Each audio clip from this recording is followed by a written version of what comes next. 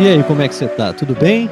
Estamos aqui para mais um podcast do Mundo Incrível, podcast de número 19. Sim, estamos quase chegando na marca de 20 podcasts aqui no nosso canal do YouTube. Você acompanhou na semana passada um bate-papo super bacana que eu tive com a Thalia Jaui, israelense naturalizada brasileira, palestrante, escritora, mais uma porção de coisas, mas acima de tudo, eu sempre tenho cuidado de trazer para cá seres humanos que eu acredito que na sua vida, nos seus trabalhos, agregam e fazem o nosso mundo um lugar melhor, a partir nem que seja do seu micro-universo nas relações de cotidiano. Semana retrasada, tivemos aqui também o filósofo e pensador Leonardo Siqueira, um bate-papo muito bacana, daqueles que dá gosto de ouvir, e hoje eu recebo uma pessoa que para mim é muito especial, uma amiga, uma irmã de caminhada, a Fernanda Rorato, publicitária, especializada em branding, olha aí, quase que eu falei errado. Tem uma agência de marketing digital e também é atriz. Mas fora todas essas nomenclaturas e definições aqui que eu trouxe, é um ser humano que eu tenho a alegria de poder conviver num espaço de quase, uns 8 anos, talvez até... eu acho que uns 8 anos, mais ou menos, e é uma pessoa que desde que entrou na minha vida só somou. Ela me ajuda um bocado, sempre de coração aberto, com os caminhos do mundo incrível, com toda aquela parte visual bonita que você gosta, identifica, sempre tem alguém por trás, e não sou eu. É a Fernanda que consegue ter a sensibilidade de ler essas características todas do Antônio e vai colocando ali como arte no mundo incrível como um todo. Fê, muito obrigado pela presença, é uma alegria, uma honra poder estar compartilhando contigo aqui. Nossa, eu tô até emocionada com essa introdução. Muito obrigada, Antônio. É um prazer estar podendo participar desse teu projeto, que eu acho incrível. Não é só no nome. E faz, sim, muitos anos que nós estamos juntos dividindo essa caminhada. E é extremamente gratificante, assim, te ter como um irmão. E eu lembro que a gente se encontrou em Uruguaiana, tu entregando... querendo fazer um jornal só de notícias boas. E fazendo as tuas mandalas, né? Nossa, é um passado aí que quando eu vejo até onde a gente chegou, eu nem acredito. Muita coisa mudou e nada mudou. É muito louco.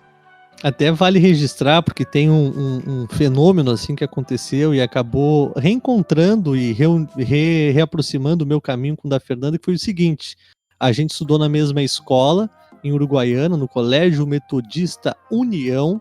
A Fernanda era um ano mais velha, se eu não estou enganado, estava uma série na minha frente, mas a gente não tinha ali um vínculo. Eu tinha a minha turma, ela tinha a turma dela, a gente se cruzava pelos corredores do colégio, mas nada fora isso. Muitos anos depois, embora a gente se reconhecesse e não tivesse vínculo, a gente sabia da cara um do outro.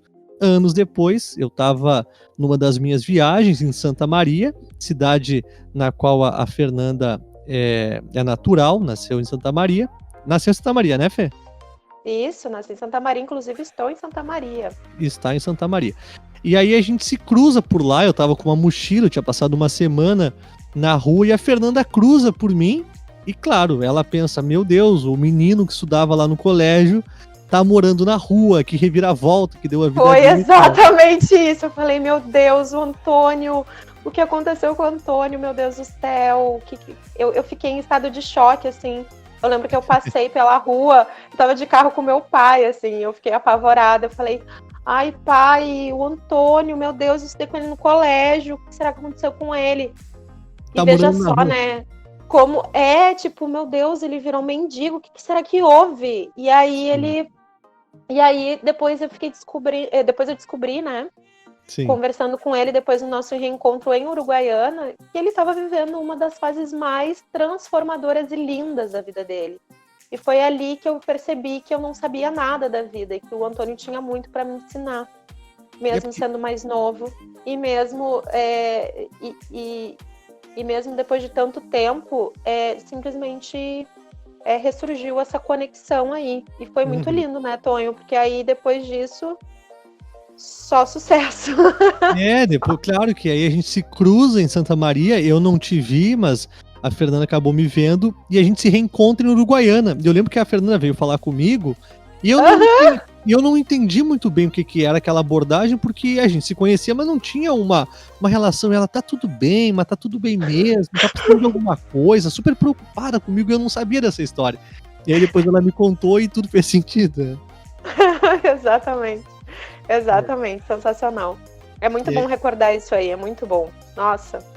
É legal ver os caminhos que a vida nos conduz, né? E inclusive já quero aproveitar nesses tantos caminhos, a gente está pautando aqui um marco do nosso reencontro, da nossa história, mas eu queria te pedir para fazer uma linha do tempo da tua caminhada, né? Da Fernanda criança, que nasceu em Santa Maria, passou boa parte da vida em Uruguaiana, já tomou alguns cantos do mundo e hoje é quem é, está vivendo o que está vivendo. Como é essa história toda, Fê? Antônio, é uma história muito louca, né? Porque sempre fui uma criança muito independente, sempre me vi muito autodidata e curiosa, então eu sempre também fui muito desbravadora, assim. Então, acho que eu tenho isso dentro de mim desde criança. Nunca tive muito medo, assim, do desconhecido. Acho que isso regeu minha vida, porque eu nasci em Santa Maria, né? Depois, aos 15 anos, eu fui morar em Uruguaiana. Depois, aos 18 anos, eu passei em Publicidade e Propaganda pela Unipampa, era a segunda turma. E aí, lá fiquei 1 ano e meio. Depois, eu fui morar na Bélgica, né? Tranquei a faculdade, fui pra Bélgica, fiquei lá um tempo com a minha tia. Foi ali que eu comecei a entender o que é uma ruptura cultural, assim. Eu já tinha sentido isso em Uruguaiana, né, quando eu fui morar lá, porque a cultura é muito diferente, mesmo sendo no mesmo estado, é super diferente. E aí depois São Borja também existia diferença também. E aí fui pra Bélgica, né, um novo mundo. Eu falei, nossa, o mundo é meu, sabe? Eu preciso conhecer ele, eu preciso viver ele. Quantos anos tu tinha na Bélgica que tu foi pra lá? 20 anos. Tinha bem 20 novinha. anos. Bem novinha, faz 11 anos isso, gente. Nossa. E aí, faz muito tempo. E aí, com 20 anos, fui pra lá, fiquei uns meses com a minha tia, depois voltei pro Brasil, e aí já voltei pra Santa Maria novamente pra continuar os meus estudos em Publicidade e Propaganda. Me formei pela UFN, a antiga Unifra, né? E aí depois fui morar em Caxias do Sul, na Serra Gaúcha, para fazer minha pós-graduação na UFS, que é de branding. Eu lembro que foi a primeira turma, era um curso super inovador, assim. E eu fui muito feliz nessa escolha, porque eu descobri nesse curso... A publicidade em si, eu sou apaixonada pela publicidade, porque eu vejo uma multidisciplinaridade, assim. E eu sou multidisciplinar, eu tenho vários campos de atuação, assim, que eu me vejo, inclusive como atriz, né, como artista e tal. Mas a publicidade, ela me deu tanto, eu amo tanto as infinitas possibilidades que a gente pode ter como publicitário, e isso me deu muita bagagem para eu me aprofundar na questão das marcas, de fazer a gestão das marcas, né? Que é o branding. Tu pega um projeto do zero e tu compreende ele do início ao fim, e a ponta do iceberg do branding é a parte da comunicação, né? Então, foi uma cerejinha do bolo. Estou muito feliz, assim, pelas minhas escolhas profissionais. E depois de Caxias, eu voltei para Santa Maria, depois voltei para Uruguaiana, e aí tive muitos momentos de autoconhecimento, de ruptura. Foi nesse período que eu voltei, pós-Caxias, pós-Santa Maria, que eu voltei para Uruguaiana, que a gente se reencontrou. E ali a gente realmente, né, Antônio, firmou um laço de irmandade, assim, que foi um presente. E aí depois eu fui pro Rio de Janeiro. Aí no Rio de Janeiro eu fiquei lá até 2019, eu fui em 2016. E em 2019 eu fui para Florianópolis. E agora tô pseudo morando em Floripa, né? Mas eu, na verdade, estou aqui mediante a pandemia. No Rio de Janeiro, me reconectei como artista também, então fiz teatro, entrei não, né? Mas participava de um grupo de teatro muito maravilhoso, que é do Amir Haddad, foi muito presente, inclusive ontem, dia 2 de julho, era aniversário dele, maravilhoso. Tem 83 anos, ele é a cara do Brasil, ele é a cara do teatro brasileiro, assim. Ele é maravilhoso. E ali eu aprendi muito. O teatro me fez eu me conectar muito com seres humanos, assim. Então, aí foi uma cartaz, assim. E muito importante, complementar para tudo que eu sempre acreditei na vida, que era ajudar as pessoas, né, por meio da comunicação. Mas aí a arte também, né? A arte, eu acho que é a única coisa que faz as coisas serem realmente possíveis, assim, só com arte, seja com uma música, com uma poesia, seja com qualquer coisa. A arte é a forma mais visceral de expressão que um ser humano pode ter, seja como for, né? Se expressando é a conta. E aí agora eu tô em Florianópolis, né, Tonho? Tô com a minha agência lá, minha sócia mora lá, então depois de alguns acontecimentos na minha vida da perda do meu avô ano passado, eu falei, cara, eu acho que eu vou dar um tempo do Rio de Janeiro, que é muita loucura, eu vou pra Floripa e vou focar mais no trabalho aqui e explorar esse mercado. Então foi ótimo, porque dos poucos meses que vivi lá, foram muito bons. Porque eu pude conhecer novas pessoas, novos mercados, e aí começar tudo de novo do zero, assim, que é uma coisa que eu não vejo muito problema, eu até inclusive gosto. Eu adoro uma mudança. Inclusive, nem sei o que vai ser de mim depois dessa pandemia. Acho que vai ser uma coisa meio... Será que volto pra Floripa? Será que venho pra Santa Maria? Será que fico um tempo com a minha mãe em Uruguaiana? Será que vou pra São Paulo? Será que eu saio do Brasil? O que eu vou fazer? Não sei. Mas o importante é a gente estar aberto, né? Não, sem dúvidas aí. Tu é uma pessoa que, bom, com 20 anos, estava saindo do Brasil para ir para a Bélgica. Uma ruptura absurda, assim. Mas aí tu tocou já num ponto que eu queria te perguntar, em relação a essa pandemia. Assim, a Fernanda trabalha com publicidade, propaganda.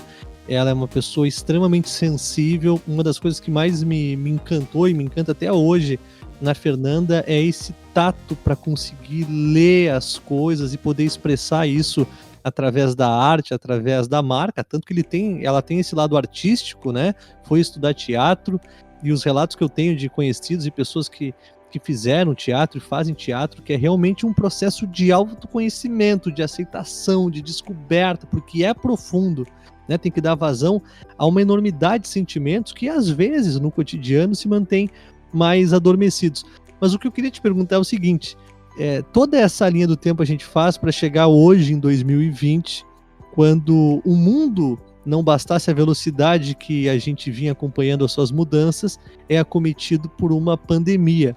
E eu falei isso nos outros podcasts, e volta e meia falo no programa do Mundo Incrível na Rádio Inverso, que talvez em 2020 o homem que está explorando o espaço, criou uma estação espacial, está pensando em conquistar Marte, já pensasse estar acima do bem ou do mal, a ponto de jamais ser tocado ou ser vulnerabilizado por um vírus. E hoje a gente se encontra assim, né, completamente frágil, sem vacina, sem descoberta, isolados, com medo do amanhã. Nessas mudanças todas que tu viveu, como é que tu tá sentindo o impacto da pandemia na tua vida? Olha, Antônio, foi exatamente isso que tu falou, né? Eu sempre falo que quanto mais eu sei, menos eu sei, né? E a pandemia veio para mostrar isso.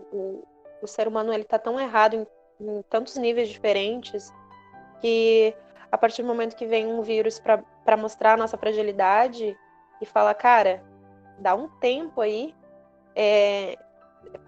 para mim vivenciar isso. Tem gente que não vai mudar, né? Tem marcas que não vão mudar, tem mercados que não vão mudar. mas tem muita gente que está sentindo, seja por uma perda direta de alguém que ama, seja pela perda de um negócio que demorou a vida inteira para construir, seja por a questão de ter que lidar consigo dentro de casa, num isolamento, né, Antônio? Tem pessoas que estão enlouquecendo realmente e que não conseguem lidar com o fato de estar consigo 24 horas por dia. E isso é um indício, né? E a gente tá muito doente, o mundo tá muito doente. Mas o meu maior impacto, eu acho que como Fernanda, foi ter que lidar comigo 24 horas por dia, mas para isso existe terapia, então tá tudo certo. Então, vários momentos do tipo, tá, não tem mais como empurrar com a barriga, vamos lá, vamos enfrentar essas sombras aqui, vamos abraçar elas, vamos entender elas e vamos seguir em frente. Vamos ser felizes a partir do momento que a gente aceita tudo que a gente é, né? Enfim. Mas na questão mercadológica, eu senti o baque desde o primeiro dia, assim. Sim. Porque vieram clientes muito desesperados, dizendo que não tinham como pagar nem aluguel, não tinha como pagar funcionário. Então, nesse momento, eu e minha sócia Marina, a gente entendeu que a gente precisava se unir, porque a gente também ou era nada, ou era alguma coisa. Então, no alguma coisa, a gente percebeu a importância da união e de uma até de uma economia colaborativa, né? Porque a gente vive nesse sistema capitalista desenfreado, no qual a gente só pensa que o dinheiro é que conta e quanto mais melhor. Só que se a gente for parar para pensar, o mundo não comporta mais esse tipo de economia. Pessoas não são máquinas, então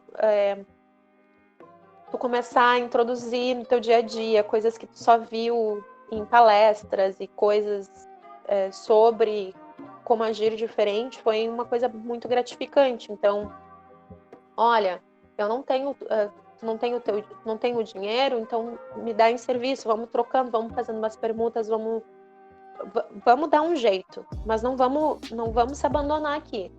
E aí eu acho que foi o que aconteceu.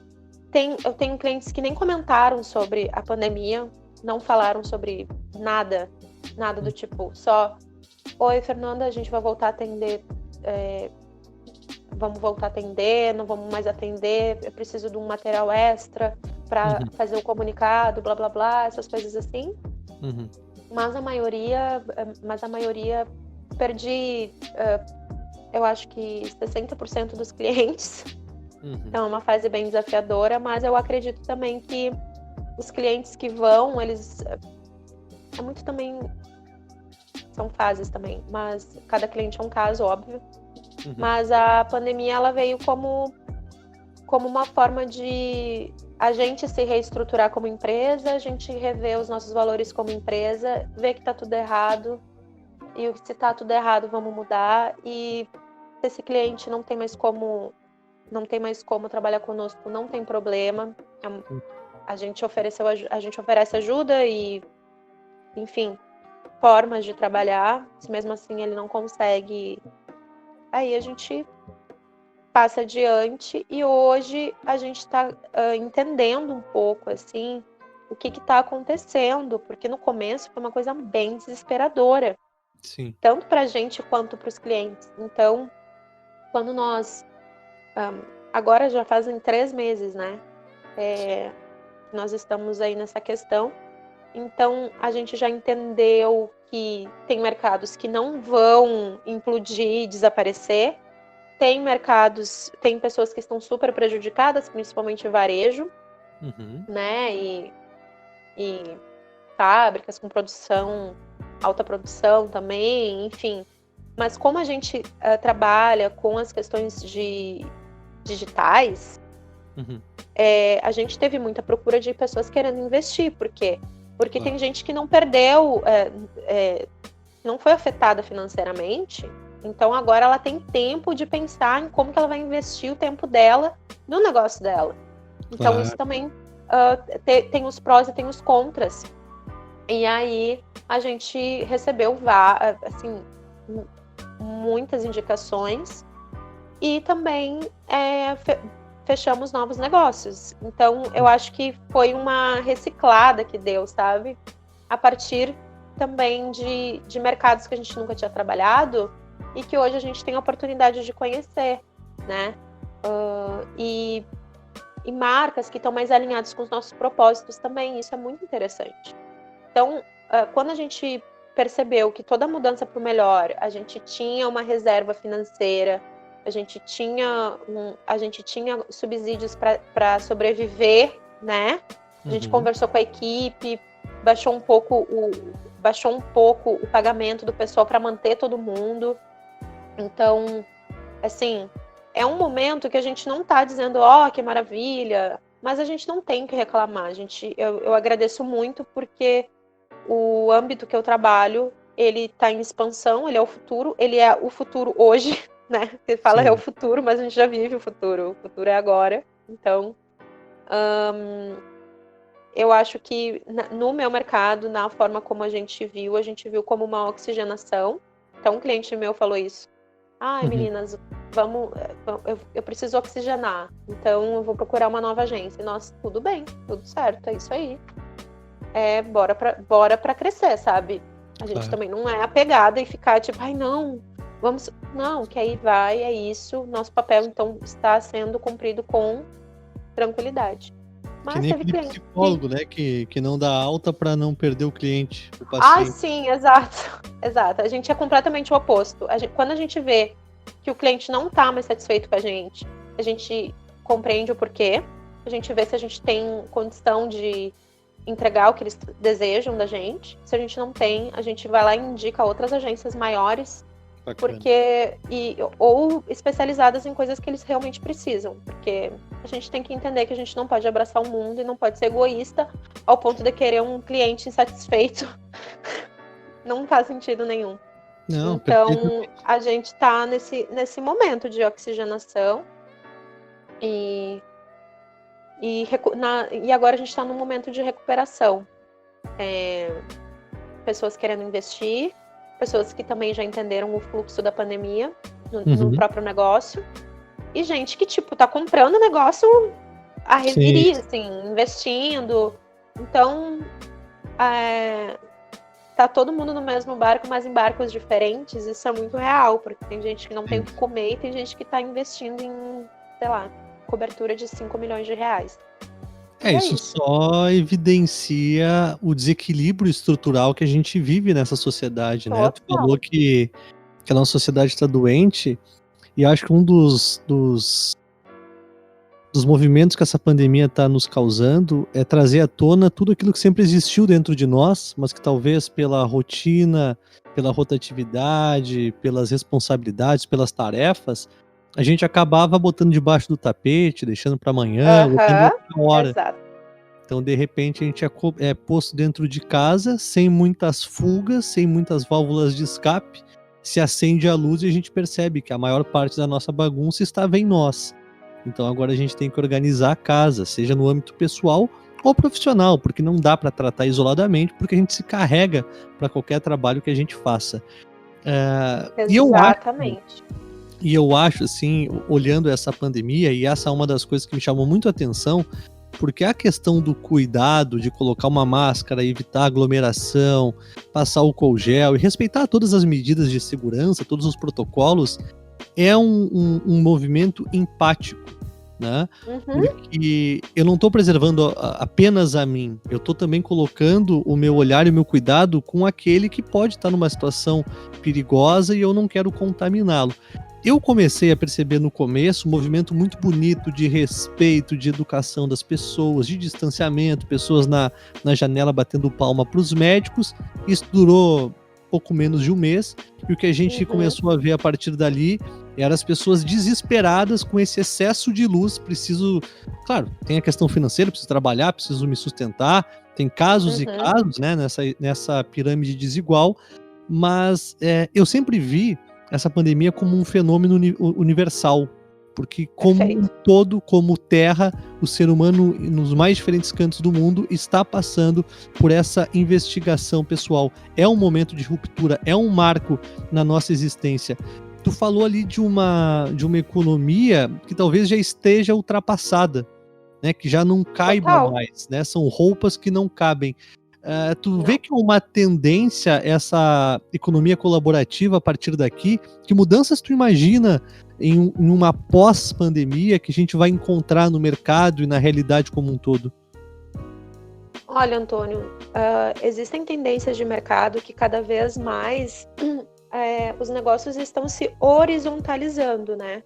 Então, as hierarquias das grandes companhias, tudo isso está indo para um caminho de, em vez de ser vertical, de cima para baixo, né? Começa a baixar essa pirâmide e o dono ganha mais do que o funcionário, claro, tem participações, blá, blá, blá, blá, blá, mas as responsabilidades, a interação, o entendimento do negócio e a forma como as pessoas vão ter liberdade em participar no seu âmbito de trabalho é muito tendência isso, né? Tem empresas, inclusive, que perguntam quanto que a pessoa quer receber de aumento. E tem gente que tá tão feliz trabalhando que fala que nem merece aumento. Quando que tu pensa que em algum lugar do mundo isso um dia iria acontecer? Mas já acontece principalmente, se eu não me engano, em Londres, eu vi uma entrevista de um cara falando sobre isso, que ele trabalhava lá e tal. Apareceu até no contato. Não sei. Mas a questão é que existe essa horizontalização dos negócios, existe a percepção da coletividade, né? Que só foi possível em questão de dinamismo mundial por causa da pandemia. Então, realmente, eu preciso conhecer meu vizinho, eu preciso saber o nome dele, eu vou precisar dele, ele vai me ajudar, eu vou ajudar ele. Quem são as pessoas que estão em torno de mim? E, oi, eu vendo pão, você vende geleia? Olha só que legal. Tu me dá, eu te dou 2 pães, tu me dá uma geleia? Não existe dinheiro, não existe monetização. A monetização é o próprio produto. As pessoas começaram a fazer agora esse caminho. Por quê? Porque elas percebem que não adianta mais consumir do grande. O grande não tá nem aí pra gente. Ele não tá nem aí pro planeta que a gente vive. O grande, ele não tá nem aí se tu tá bem, se tu tá mal, se tu tem dinheiro para comprar ou não o produto dele, né? É um sistema de descarga, assim. Então, as marcas, elas estão precisando se posicionar e se reconstruir também, justamente para que elas comecem a se responsabilizar por aquilo que elas fazem. Esses dias eu estava pensando na Pampers, tá? O que é a Pampers? Ai, que marca linda, né? Sempre aqueles bebês perfeitos, maravilhosos. Eles vendem fraldas, eles querem o conforto dos bebês. Beleza. O tataraneto desse bebê vai estar com a fralda. Se ele guardar a fralda, o tataraneto dele vai estar vendo a fralda entendeu? Então, é uma coisa tão absurda. Porque eles falam que eles amam essas crianças, mas eles não estão nem aí. Eles não pensam nem em uma tecnologia, eles não investem nem numa tecnologia que esteja biodegradável. E pior, o biodegradável, ele é poluente também. Se tu for ver o biodegradável, ele vai deixar resquícios de plástico nos lençóis freáticos, e depois tu vai tomar água com micropartículas de plástico. Deixa eu aproveitar esse teu gancho aí, porque assim, eu queria muito te perguntar isso, que bom que tu tocou nesse assunto, senão eu não ia me lembrar de falar. A gente vê nas marcas, e tu trabalha com isso, é o teu trabalho, a tua especialidade, que normalmente as marcas, elas tentam passar a sua melhor versão, né? É encantar o cliente através da imagem. Então tu vai lá na TV, aparece a propaganda do hambúrguer, não aparece o animal sendo morto, aparece a vaquinha sorrindo na caixa de leite, não mostra o sacrifício que foi tirar o leite daquela vaca. Tu acha que há uma discrepância muito absurda entre o que muitas marcas parecem ser e são de fato? E tu acha que é possível a gente encurtar isso? Tu vê que tá tendo um alinhamento real na mudança da estrutura dessas marcas, ou é só a imagem mesmo? Existem dois movimentos muito claros. Vamos pensar, Antônio, que a Pampers faz o produto dela, sei lá, há 30 anos, né? Então, a gente não pode exigir de um dia para o outro que uma mega marca que tem toda uma linha de produção, distribuição e kikiki, kkk, a gente não pode exigir que de um dia para o outro ela mude, mas ela já teve 30 anos aí para pensar no que ela faz com o meio ambiente, por exemplo. Não adianta. Então, assim, existe um alinhamento de consciência coletiva de que pessoas hoje fazem até os famosos cancelamentos, né? De pessoas e de marcas, né? Então, o que eu acredito que também seja algo nem um pouco produtivo, assim. Ah, que bom. Eu achei que tu ia falar que era maravilhoso. Eu queria falar sobre isso contigo. Não acho produtivo, porque nós não somos os donos da verdade, nós não somos inquisitores. Falei certo? A gente não tá ali para pegar a pessoa e botar numa forca, gente, pelo amor de Deus. A partir do momento que os erros acontecem, é porque somos seres humanos, os seres humanos erram, marcas são lideradas por pessoas errantes. Vamos pensar em consciência. Todos os grandes monopólios do mundo são feitos por pessoas altamente privilegiadas que não pensam para quem vendem ou porque vendem, elas querem lucratividade, ok? É isso.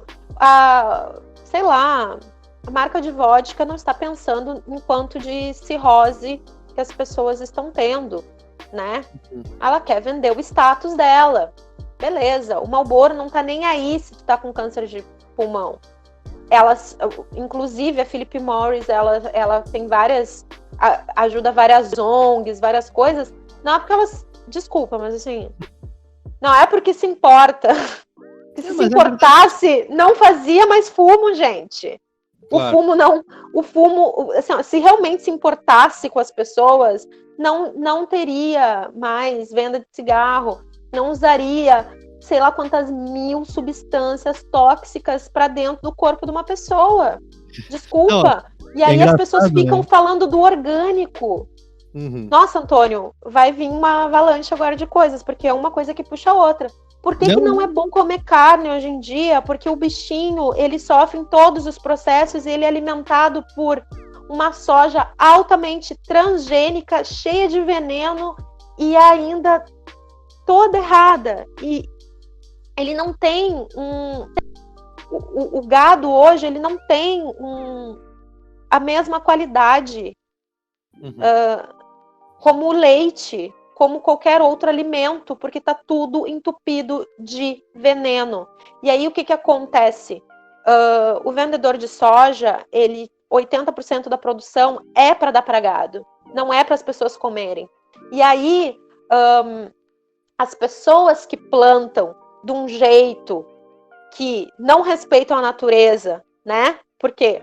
Porque a natureza é tão perfeita que ela vai lá e as pragas, por exemplo, a buva. A buva é uma planta que ela resiste a agrotóxico. Tu pode jogar qualquer agrotóxico numa buva, ela vai estar sempre no meio das plantações, porque ela é perfeita, ela é resistente, ela dá para comer, ela dá para fazer chá, dá para fazer várias coisas. E aí o que acontece?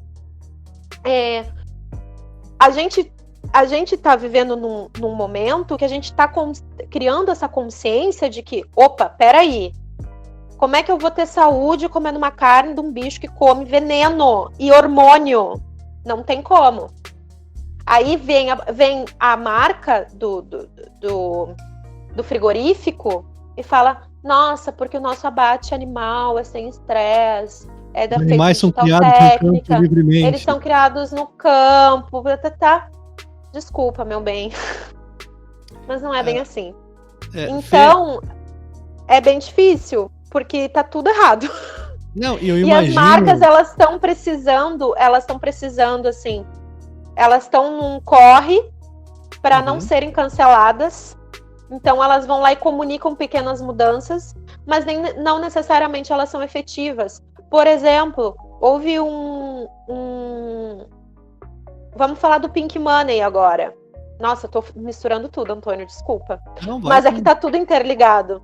Vamos falar do Pink Money, que é o... O que é o Pink Money? O Pink Money, ele nada mais é do que o dinheiro investido pelo grupo LGBTQIA+. Okay. Ou seja, as marcas vão lá e fazem uma comunicação para o grupo LGBTQIA+, e aí elas vão lá, oi, a gente é gay friendly, oi, a gente ama vocês, manas, nossa, somos super viadas, uhul, maravilhosas, isso aí, vem aqui comprar minhas blusinhas. E aí vai lá o pessoal da comunidade LGBTQIA+, e vai lá e compra essa marca como uma aliada da luta do orgulho LGBTQIA+. Beleza? E aí o que acontece? Na hora que acontece casos de transfobia, de homofobia dentro das lojas, a loja não faz nada. Na hora de empregar um transexual, gays, lésbicas, de todos os tipos, porque existem todos os estereótipos. Então, quando uma marca fala que tá junto com uma comunidade, e na hora de fazer o mínimo, que é inserir essa comunidade que já é rechaçada e não insere dentro do seu mercado para ganhar dinheiro e dar dinheiro também, dar autonomia financeira, porque é um problema social isso, né? Vamos pegar o LGBTQIA+, o T, que é dos travestis e dos transexuais, eles não têm oportunidade de mercado porque existe muito preconceito. Então, ai, que horror, esses travestis se prostituindo. Gente, é uma condição humana que foi socializada para eles. Ou eles estão num salão de beleza, ou eles estão nas ruas trabalhando. E isso não é algo digno de ninguém. Porque se eu sou trans, se eu sou travesti e o meu sonho é ser médica, o meu percurso até chegar lá vai ser muito difícil. Sim. Até porque existe tanto preconceito que a pessoa vai desistir no meio do caminho. Já sonhou, já desistiu. Porque ela não tem representatividade no meio. Hoje a gente consegue ver um pouquinho mais. Mas pega 10 anos atrás. Quem do mercado de trabalho pegava alguém da sigla T? Não, isso tem... Quem pegava da sigla G, quem pegava a letra G? O gay não pode ter trejeito afeminado. Se tu quer ser líder, tu tem que ser enrustido. Se tu é lésbica, tu não pode ser masculinizada. Então, hoje, a gente tem um maior nível de consciência de que a gente tem que... e as marcas também, porque senão perdem dinheiro. Aí que tá a questão. 10% do PIB nacional é LGBTQIA+. Quase 10% do PIB nacional. Quem dá são as pessoas da comunidade LGBTQIA+. Então, o mercado entende isso, o capitalismo entende isso. Só que existe a linha tênue ali, ó, entre tu falar e tu fazer. E aí, quando tu fala e tu não faz, tu é cancelado. Só que existem marcas que precisam ser canceladas para mudarem, né? Então, elas precisam ser expostas e aí elas vão ter que correr atrás da máquina para poder reconquistar esse relacionamento que ela construiu e destruiu. Porque é tudo relacionamento, né, Antônio? A gente não pode... É muito superficial na imagem também. Eu vou fazer uma pequena retrospectiva, porque desde que a gente começou a viver com a internet, a gente começou a ter um acesso não só à informação, mas também uma possibilidade de manifestar mais rápida, mais instantânea. Hoje a rede social ganhou muito poder. A gente pôde ver isso nas últimas eleições dos últimos anos, não só aqui no Brasil. Nossa. O quanto se fez eleição e campanha pelas redes sociais. Então, as marcas viram um mundo mais globalizado, com mais acesso. A gente pode ver que de 10 anos para cá, até mesmo essa questão LGBT, ela vem ganhando mais espaço, o racismo tem sido falado e ganhando mais voz. Eu sempre parto da premissa que me dói saber que a gente ainda tem que fazer essas lutas, porque no meu ideal de mundo incrível é todo mundo igual, é todo mundo humano. Então, exato. Chega a ser me pesa, é pesaroso pensar que, a gente ainda tá nisso, sabe? Ainda estamos nisso. A sensação é que eu vim de um planeta em que já era tudo muito mais humanizado, tudo muito mais igual. Então, quando a gente começa a ter esse acesso à informação, possibilidade de manifestar, a gente vai ganhando um poder que antes a gente não tinha. Aconteceu um acontecimento é ótimo. Aconteceu uma situação aqui comigo, na verdade foi com a Dani, que é minha namorada. Ela foi num salão de beleza, eu não vou saber o nome do salão, que ela achou na internet que ele era LGBT+, tá? Que era super pra frentex, cabeça aberta, consciência, ecológico e tal. Ela foi lá, gostou, foi super bem atendida. E aí, no meio do atendimento, ela ouve uma conversa dos dois administradores, falando o seguinte: precisamos colocar aqui uma pessoa negra, né? Tá faltando essa peça aqui. Mas a maneira que colocaram isso no olhar da Dani era muito mais uma questão oportunista, do tipo, precisamos preservar essa imagem e colocar alguém aqui caso venha uma pessoa de pele negra para se sentir identificada, e não pelo ato humano de perceber que não, se for um cabeleireiro bom, que esteja a par, bom, tanto faz, pode ser um anão roxo, não importa, ele vai trabalhar. Era muito mais uma questão de passar uma imagem ok, socialmente aceitável, do que viver isso essencialmente. E aí, falando nessa questão do cancelamento, eu vejo que nesse poder de ação que a gente tem cancelado não só marcas. Eu tô conhecendo esse termo cancelamento, eu acho que há 1 mês e pouco, 2 meses. Até então eu não sabia, sabe? Eu uso a rede social, mas eu não tô por dentro desse universo todo. Só que a gente não tem cancelado só marcas, né? Eu vejo a gente cancelando pessoas em um lugar de arrogância, até prepotência, de que a gente tá além desse bem e mal, de que a gente não erra, e por não errar e por ter uma ideia de perfeição que eu não vivo, mas acredito, eu te cancelo, eu te julgo, eu te diminuo. E a gente tá vendo uma polarização muito grande, né, Fernanda? Não só com as marcas, mas também com as relações e com as pessoas. A gente tá muito sensível, não no sentido positivo de ter sensibilidade empática, um sensível de que qualquer coisa ofende e que eu vou te ofender mesmo, porque a rede social ela me dá esse escudo, essa proteção, e eu vejo as coisas em caminhos que me assustam. Eu não sei se tu enxerga a mesma coisa. Eu enxergo da mesma forma, e eu sugiro que vocês leiam sobre relações líquidas do Bauman, que é um cara que é incrível, e ele fala muito sobre a liquidez das relações. Existe o ponto positivo e o ponto negativo. Por exemplo, o que é a liquidez, né? As relações, elas escorrem pelas mãos como uma água. Então, sabe aquele ditado, não sou obrigada a nada? Isso aí é a frase mais líquida que eu escuto. E o cancelamento, eu acho que é um dos filhos da liquidez das relações. Porque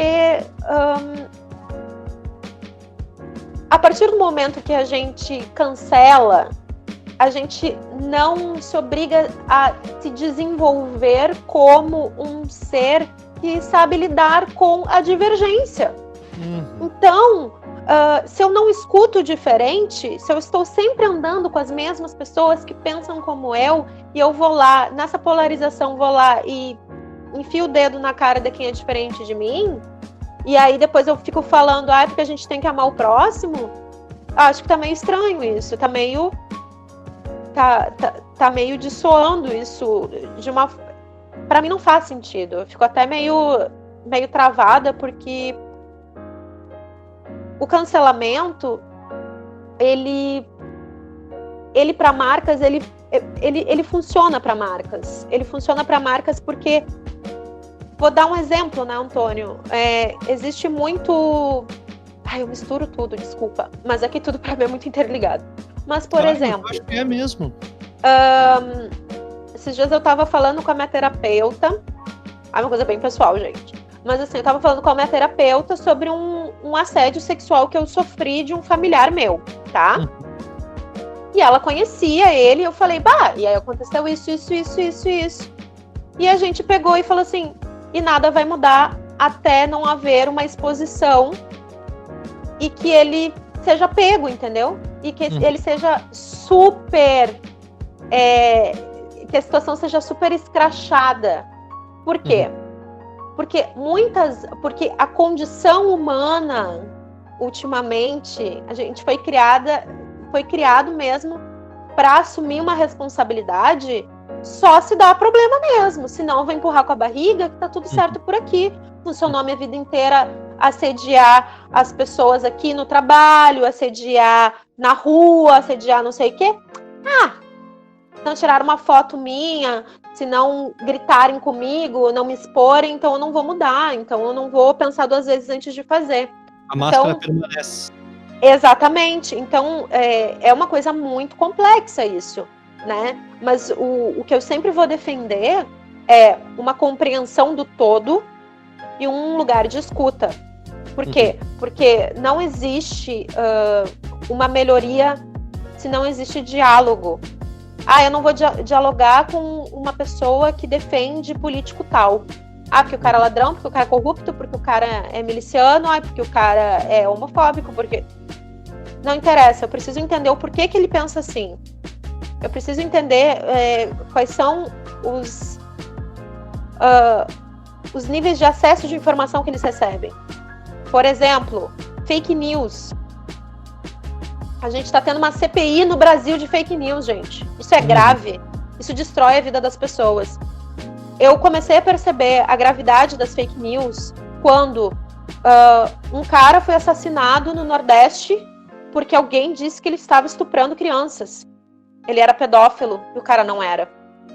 E ele foi morto a pedradas no meio da rua.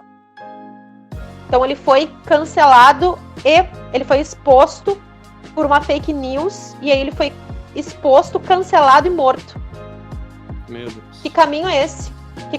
A gente tá o quê? A gente tá na época de Jesus, que as pessoas eram apedrejadas no meio da rua? O que tá acontecendo? A gente tem que usar um pouco do nosso poder de acesso à informação para crescer, para ser melhor. Então, sempre verificar as informações. Por exemplo, ontem eu tenho uma cliente que ela tem uma agência que é com viagens especializadas para Cuba, ok? Aí, Cuba, em relação ao Covid, estava tudo trancado, tudo fechado. E o que houve? O G1 foi lá e fez uma manchete sensacionalista dizendo que estava sendo liberado tudo ao normal em Cuba. Só que não. São praias específicas, tem todo um contexto por trás, a pessoa só lê a manchete e já sai falando. E tu vê como é delicado, né? Porque... E não verifica nada. A gente teve que fazer uma postagem de última hora para dizer, opa, peraí, não é bem por aí. Cuba está toda fechada, a gente teve que colocar links de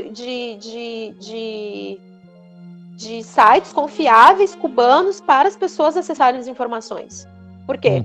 Porque também a qualidade das informações está se perdendo com a rapidez que tudo tem que acontecer na internet. Muita informação a todo momento. Muita, sem qualidade alguma. Sem qualidade alguma. É a réplica da réplica da réplica. Sabe? Então, é uma coisa... É uma coisa que não é pensada, é uma coisa que não é... Que as pessoas não pensam nas consequências, sabe?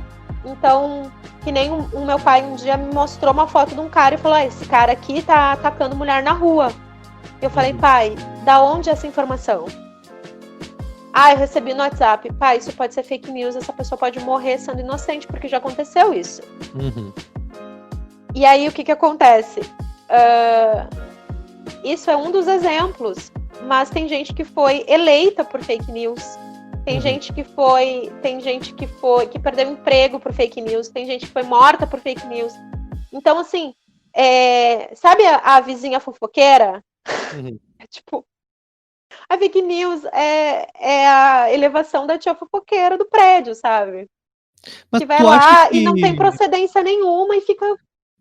Tu acha que esse fenômeno de ficar repassando as informações, eu vejo isso acontecendo muito com pessoas mais velhas, né, da geração dos nossos pais e tal, porque eles têm um acesso um pouco mais limitado, um entendimento um pouco menor das ferramentas, então eles não conseguem fazer o filtro do que é verdade ou não, então essas correntes todas, repasse, eu vi meu pai, por exemplo, esses dias repassando ou publicando um negócio no Facebook, que não autoriza o Facebook a fazer tal coisa, publique no seu mural.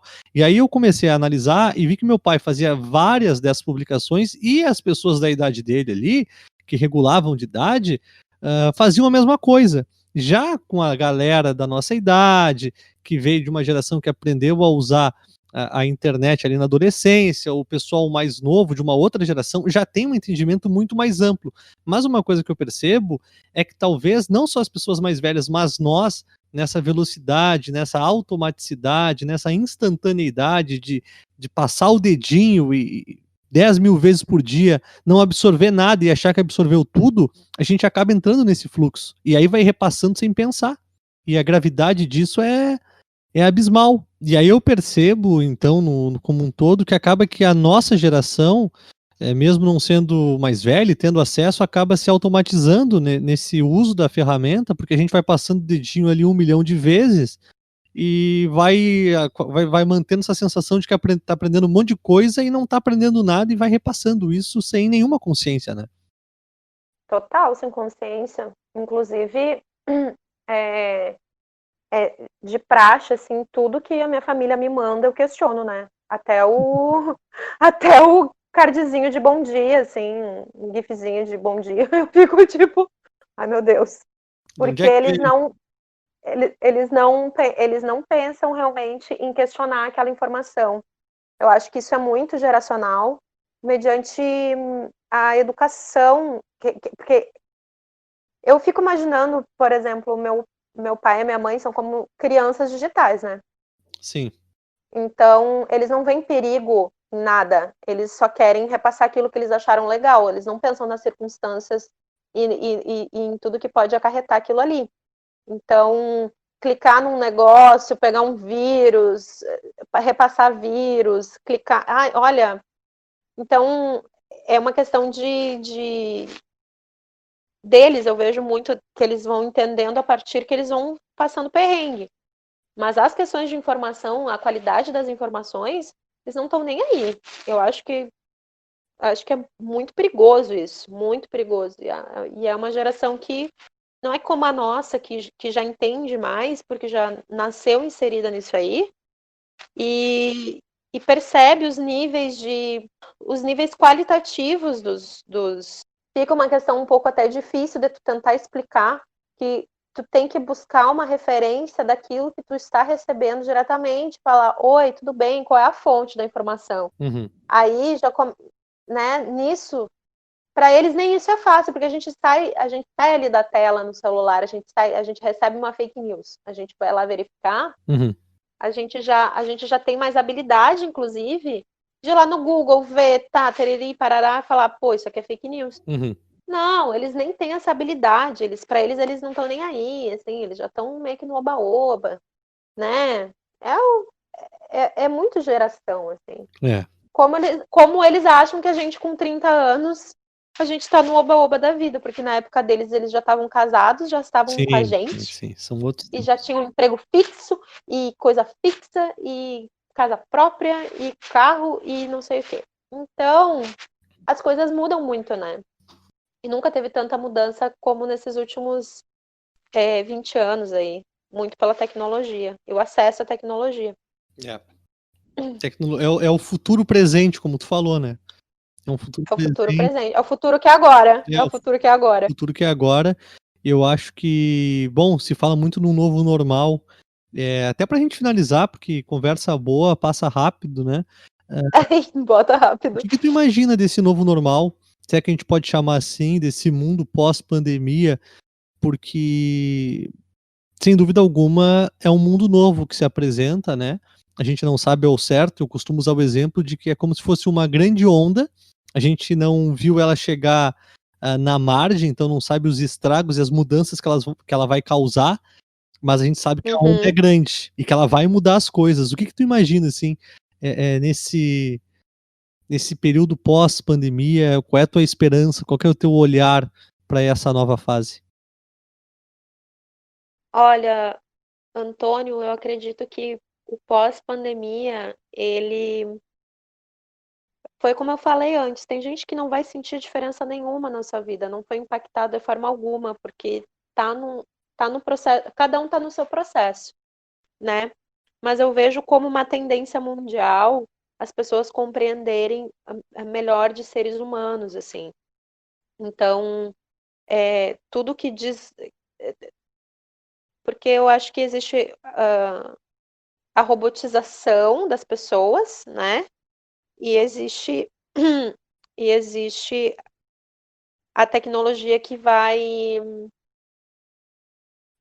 nos potencializar como seres humanos. Uhum. Então, se eu criar um aplicativo, por exemplo, que mude a vida das pessoas, então eu estou usando a tecnologia e o novo normal para perceber dores dos outros que antes eu não tinha percebido e que eu posso transformar a existência dessas pessoas de forma positiva, né? Uhum. Mas eu vejo também, eu vejo uma aceleração de tecnologia, eu vejo uma ruptura de de lugar de fala, de pertencimento das pessoas. Eu vejo as pessoas mais abertas, eu vejo as pessoas mais sensíveis, e eu vejo que o rumo do mercado vai ser esse, porque só uma pandemia para mostrar as reais necessidades que nós temos, que nós precisamos. Então, valorizar mais as coisas que a gente não tinha, né? Eu acho que é um novo olhar, assim, que a gente está tendo para o mundo. E muito da transformação do mundo é o que a gente transforma dentro da gente. Sim. E aí se torna uma cadeia de mudança e de movimentação. Então, a geração dos nossos pais, pouca coisa vai mudar. Mas a geração que vai transformar o mundo é a nossa. E eu acho que ela tá bem aberta para investigar esse novo normal de uma forma construtiva Sim. e disruptiva. Então, eu acho que nós temos uma geração muito questionadora, ainda bem, e que, e que cria mecanismos de mudança real, assim. Então, da gente para baixo, eu acho que é só lucro. O pessoal vai da gente de melhorar o que não tá legal. Então, investir realmente em ciência, que eu acredito que é uma coisa importante também, e as pessoas antes não entendiam a magnitude do investimento em ciência, É. então eu vejo 1 milhão de novos olhares para coisas completamente ordinárias, assim, que estavam no nosso dia a dia, que hoje as pessoas enxergam diferente. Uhum. Então, isso aí a gente já ganhou alguma coisa, né? A gente tem um indicativo de sensibilidade, né? A minha avó, que nunca saiu de casa e não sai mesmo, tipo, ela é muito caseira. Uhum. E ela tava falando, porque coisa triste, né? Não poder sair de casa. Eu falei, vó, mas tu nunca saía de casa. Mas agora eu não posso. Eu falei, pois é. É a Então, privação, né? valorizar as saidinhas, valorizar, né, as coisas que mesmo tendo antes não percebeu o quanto que é especial a gente ter toda essa autonomia para viver. Só que eu estou falando, Fernanda, num local de fala extremamente privilegiado, porque eu estou aqui na minha casa falando contigo, Antônio. Uhum. No quentinho da minha casa. Hoje quando eu acordei, estava 1 grau. E a primeira coisa que eu pensei, tá chovendo? Não, que bom. Porque as pessoas que estão na rua, 1 grau de frio na chuva, vai morrer de hipotermia. Uhum. Então, olha, então assim, são caminhos mentais que a gente vai criando com olhar para o outro. E que muita gente antes não tinha. A gente sempre teve esse olhar, né? Mas eu fico pensando que hoje mais pessoas podem enxergar o dia a dia de uma forma diferente, né? Principalmente da necessidade do outro. É. E é isso. Eu acho que desculpa te interromper, mas é que eu sou uma otimista irredutível, cara. Eu não consigo não ser otimista com a vida. Então, eu sei que depois que passar essa pandemia, vai ser só 2021 que a gente vai estar estabilizado verdadeiramente, eu sei que vai ser uma transformação profunda, assim, e que a gente vai melhorar. Acho que não vou falar que pior do que tá não fica, porque vai que fica, mas a tendência no meu coração é que as coisas melhorem, tanto nas pessoas, tanto na forma como as pessoas empreendem, como as pessoas consomem. Consumo, então, nem vamos entrar nisso aí, senão dá outro podcast. Oportunidade a gente está tendo, né? Sem dúvida alguma. É um momento ímpar na nossa história. Eu acho que a vida é feita de vários marcos invisíveis, pequenas ações que a gente não vê, mas que numa cadeia de situações, de links, de encontros e desencontros fazem a diferença, mas sem dúvida alguma a pandemia é um marco, assim como foi a roda, assim como foi a Primeira Guerra Mundial, a Segunda Guerra Mundial, assim como foi o surgimento da internet, dos computadores, dos celulares. A pandemia está sendo um marco, um divisor de águas na nossa vida e, claro, na forma com que a gente vive a vida, enxerga a nós mesmos, as nossas relações, o nosso universo, nosso micro-universo, nosso cotidiano. Uma vez que eu começo a valorizar aquela saída que eu sempre tive, mas por ter sempre acessível eu não usufruía, certamente a partir do momento que as coisas se normalizem ou voltem a uma maior liberdade, nunca mais será como antes. Fernanda, muito obrigado, foi uma alegria grande estar aqui compartilhando contigo. Nossa. Acho que foi um papo super agregador, quem ouviu deve confirmar isso. Um beijo, obrigado, viu? Sempre um prazer falar contigo. Um beijo e muito obrigada pela oportunidade. Desculpa para quem está ouvindo, ficou meio confuso, é assim mesmo. Mas é isso, obrigada pela troca e pela oportunidade. É sempre um prazer estar construindo contigo projetos lindos. Obrigado, é uma alegria muito grande. Um beijo, meu bem. Um beijo. Pra mim também. Fica com Deus, beijo em todos aí, a você que esteve conosco aqui nessa uma hora e um pouquinho. Se cuide, fique bem, tem um montão de conteúdo aqui no nosso canal. Essa pandemia tem oportunizado também colocar para fora, dar vazão a uma série de olhares que eu vinha carregando e, bom, porventura agora veio o momento de fazê-lo, então espero que te faça bem num todo, tá? Um grande beijo no teu coração, um abraço de urso, se cuide, fique bem e até a próxima. Valeu! Como quieres que comprenda lo que esconde mi cabeza si en la tuya